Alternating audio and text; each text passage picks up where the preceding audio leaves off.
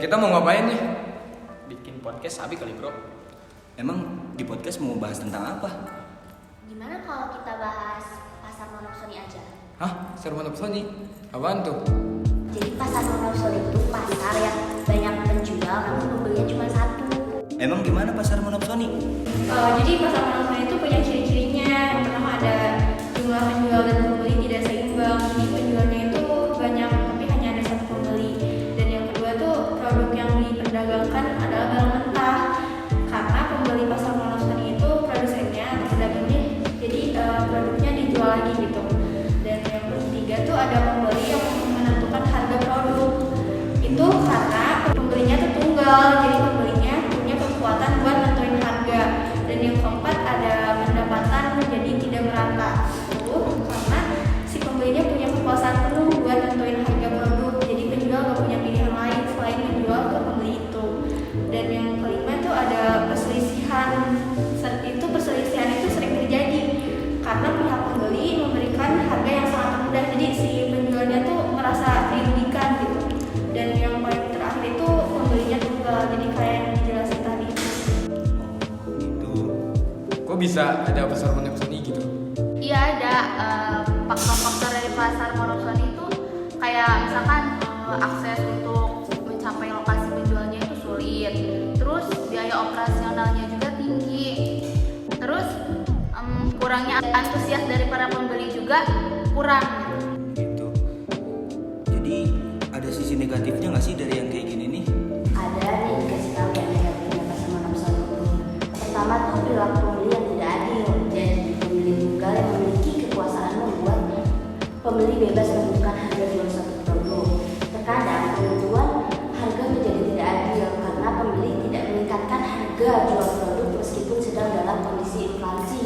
Kondisi inflasi itu apa sih? Kondisi inflasi itu proses produksi barang menjadi lebih mahal sehingga merugikan penjual.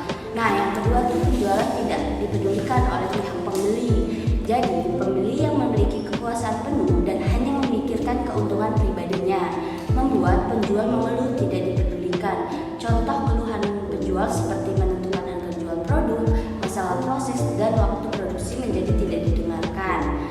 Yang terakhir tuh kekurangan permasalahan ekonomi hanya ditanggung penjual saja. Jadi permasalahan ekonomi tidak menjadi tanggungan pembeli karena pembeli memiliki kemampuan untuk menentukan keputusan yang menguntungkan dirinya. Contohnya permasalahan ekonomi seperti inflasi, deflasi, kekurangan bahan baku, masalah produksi dan masalah lainnya menjadi tanggung jawab si penjualnya.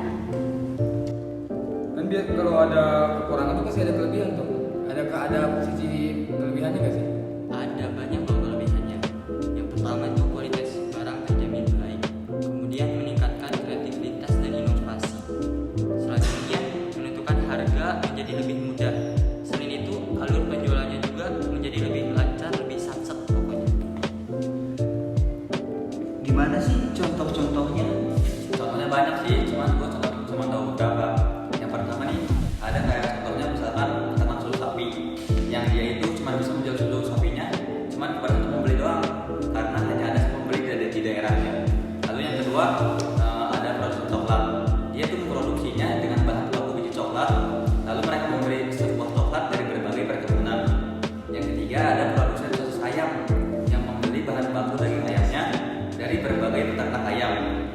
Lalu yang keempat, kayak misalkan para petani yang bergabung dalam kelompok tani, dia melakukan kerjasama dengan pabrik sehingga mereka berkewajiban menjual hasil panennya kepada pabrik tersebut. Contoh lainnya nih bro, misalkan nih peternak ikan cupang, dia kerjasama nih sama toko ikan hias, terus dia supply-nya ke situ terus.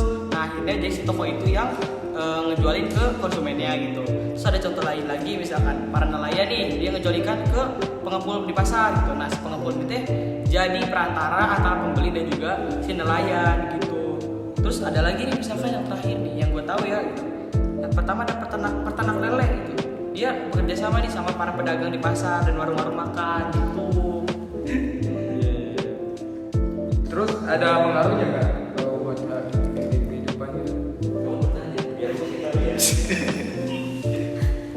Jadi dampak di pasar monopsoni yang terdapat di pasar monopson itu, persaingan ekonomi pasar tidak seimbang, kurangnya pemenuhan kebutuhan masyarakat luas, keuntungan secara maksimal pada pembeli dan kekurangan laba pada penjual, pasar monopsoni dapat menimbulkan kartel.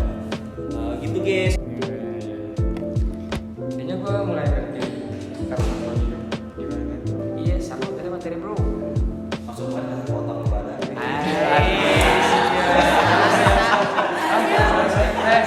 Obrolan tuh bisnis banget. Kalau rame lanjut part 2.